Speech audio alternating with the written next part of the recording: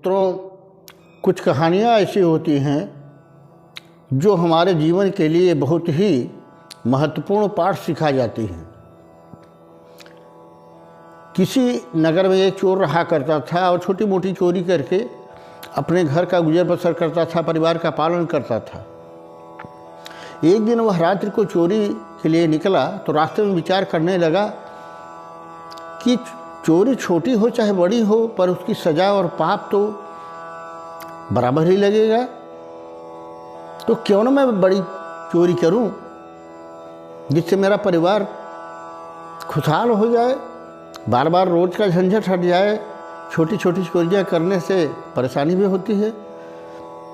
उसने मन में सोच करके राजा के महल में चोरी करने का निश्चय किया और राजा के महल के पास जब गया तो देखा बहुत से सिपाही लगे हुए थे, शस्त्र से लैस थे। उन्हें देखकर यह डर गया और फिर सोचने लगा,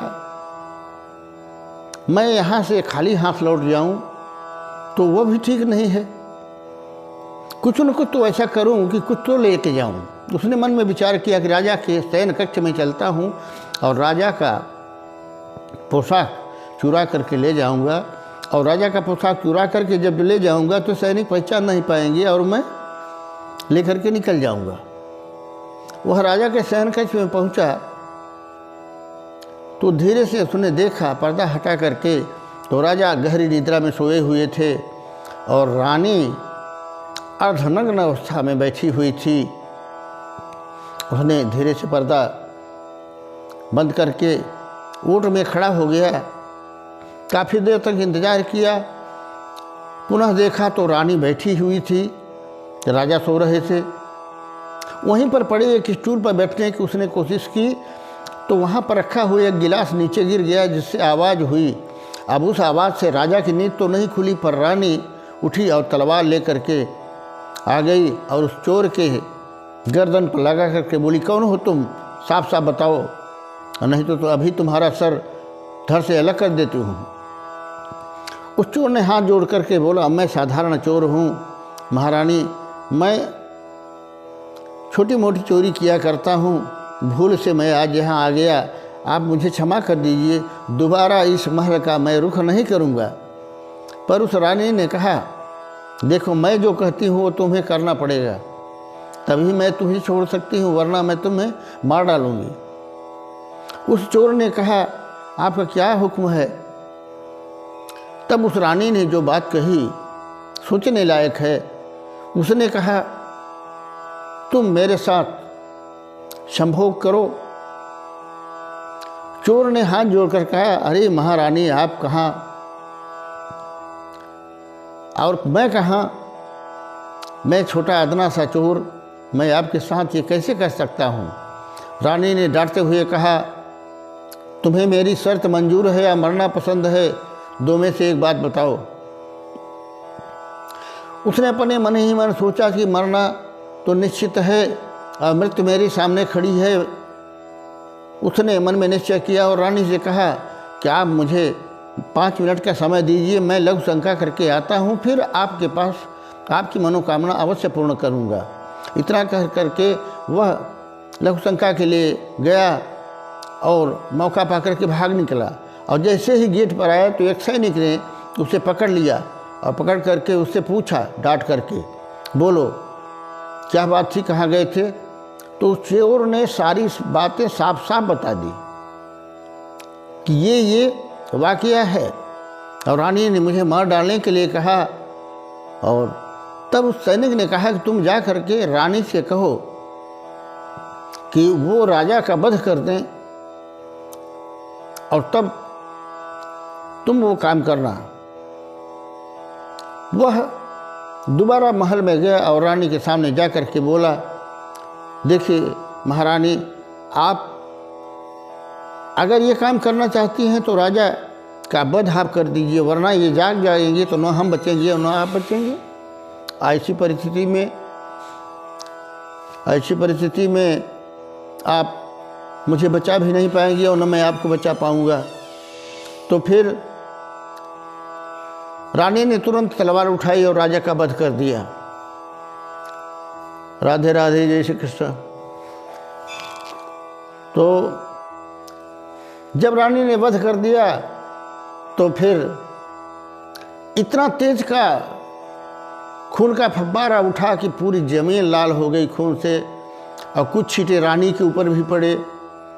अब वह रानी बेहोश होकर के गिर पड़ी और चोर मौका पा करके भाग गया। चोर मौका पाकर भाग गया। सुबह हुई तो पूरे राज्य में हाहाकार मच गया, उदासी छा गई। राजा को सोते समय किसने मार दिया, पर उसमें से एक सैनिक था जो वो चोर को पकड़ा था। वो जानता था कि राज क्या है, पर वो रहस्य जानना चाहता था कि राजा की हत्या रानी ने की अथवा चोर ने की, पर वो किसी से बताया नहीं। अब रानी दहाड़े मार के रो रही थी। उसने कहा, मैं तो राजा के साथ सती हो जाऊंगी। मन में सोच रही थी ताकि लोग मेरा विश्वास करें। तो रानी चिता पर बैठ गई। सब लकड़ी रख रहे थे जा करके। तो सैनिक ने भी गया जो कि उस रहस्य को जानता था। उसने धीरे से कान में रानी से पूछा कि रानी साहिबा ये बताइए कि राजा की हत्या आपने की या उस चोर ने की।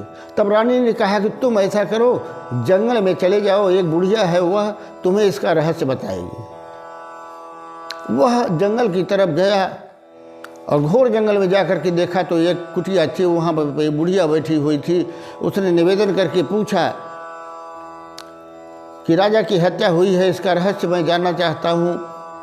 बुढ़िया ने कहा, ऐसा करो, मेरा एक बकरा है, इसका सर धड़ से अलग कर दो और फिर जब ये उड़ने लगेगा तो इसके कान पकड़ करके तुम लटक जाना, जहाँ ये ले जाए वहाँ चले जाना, तुम्हें रहस्य मालूम हो जाएगा।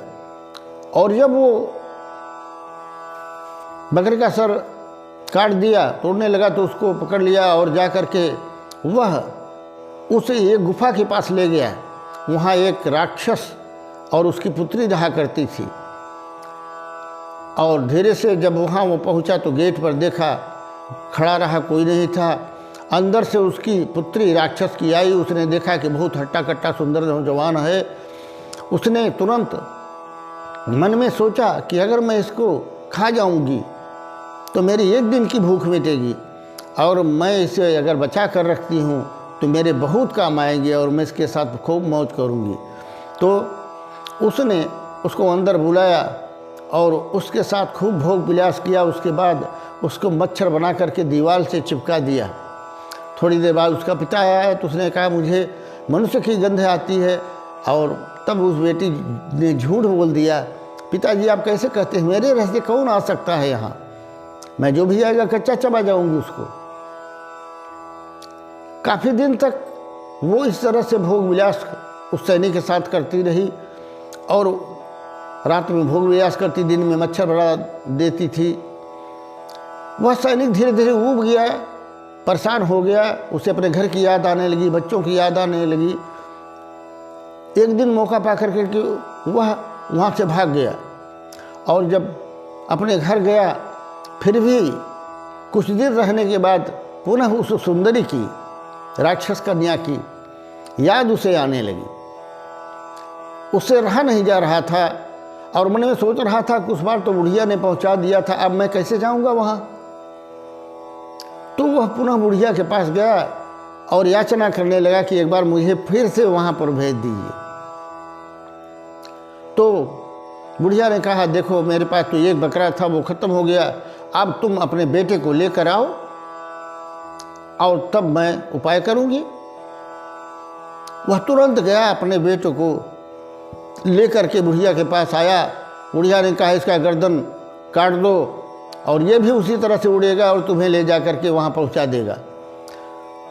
उस सैनिक ने तलवार उठाई और बच्चे का सर काटने को तैयार हुआ, तभी बुढ़िया ने हाथ पकड़ लिया और बोली, रुक जाओ, यही तुम्हारा रहस्य है। तब बुढ़िया ने बताया कि देखो, राजा की हत्या न तो रानी ने की और न चोर ने की, हवस ने किया, काम वासना ने किया। तुम जीवन में एक बात याद रखना हमेशा कि जो व्यक्ति काम से आसक्त हो गया हो, कामासक्त हो, काम उस पर हावी हो गया हो, उसकी विवेक शक्ति नष्ट हो जाती है, वह जघन्य से जघन्य अपराध भी कर डालता है। और दूसरा, जो धन का लोभी होता है वह भी धन में इतना मदमस्त हो जाता है कि अच्छे बुरे का उसे विचार नहीं रह जाता, वह भी सही गलत का विचार नहीं करता, कुछ भी काम कर देता है। और तीसरा, जो क्रोधी होता है, क्रोधी का जो है, क्रोध आने पर उसकी स्मृति भ्रंश हो जाती है, नष्ट हो जाती है, तो वह भी गलत काम कर देता है। तो ऐसे 3 लोगों से सदैव सावधान रहना, इन पर कभी भी भरोसा मत करना, यही तुम्हारा रहस्य है।